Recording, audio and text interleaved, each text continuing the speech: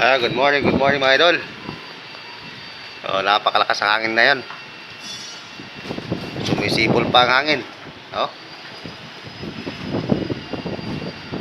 So nandito tayo sa taas ng building mga idol. At ako'y nag-iikot-ikot din kung yung aming trabaho ay pinasok mo naman ng tubig. So ang totoo po niyan ay itong aming ginagawa na elevator is pinasok po ng tubig.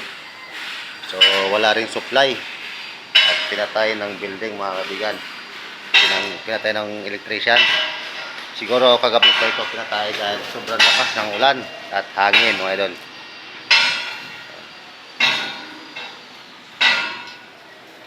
Ngayon lilipat tayo sa kabila mga idol.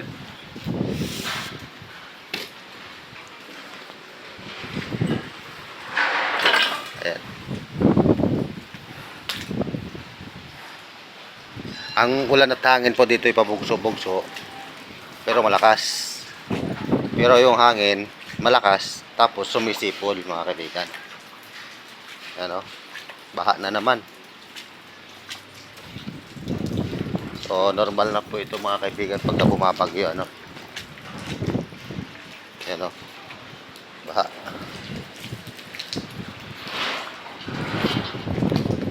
So nakakatakot ito mga kaibigan ay ito. Pabili pa rin ang hangin. So hindi sapat yung dagan yan mga kaibigan. Unsafe yan. So hindi naman po amin yan. Hindi naman sakop namin yan. Kaya i-concern ko na lang po yan sa kanila.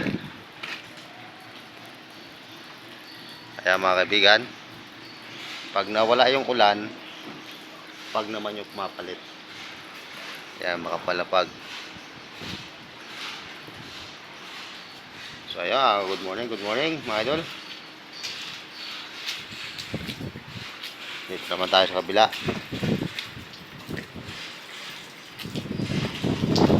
Nakakaikot tayo ngayon mga kaibigan dahil wala pang ulan.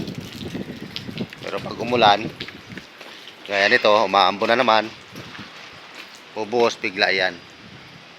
Ayun, napakaganda ng kalikasan nito mga kaidol. Ang problema nito, mga sa sunod na henerasyon is puro bahay na yan. Unti-unti nang masisira itong ating kalikasan dito. Napakaganda pa naman dito. Masarap manirahan dito. Nga lang, baka masira lang yung kalikasan dito. Ngayon, dadako tayo doon sa kabila. Iikutin natin to mga idol. Sasamantalahin na natin ito. Ayun, baha. Hindi lang baha talaga. Yan, uulan na naman. Yung ibang floor po ay pinasok na ng tubig. So, sabi ko hindi po part ng trabaho namin yun. Dahil ang ginagawa namin is yung elevator lamang. Ayan. Ayan na naman.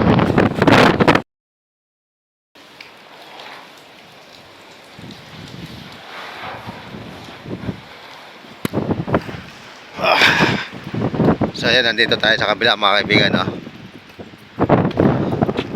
Ayan, umuulan na.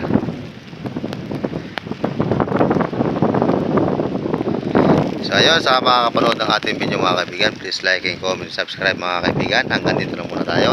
Short video muna tayo mga idol. God bless po at magandang umaga po sa inyo lahat. Naway ligtas po lahat sa bagyong Inday mga kaibigan. God bless po.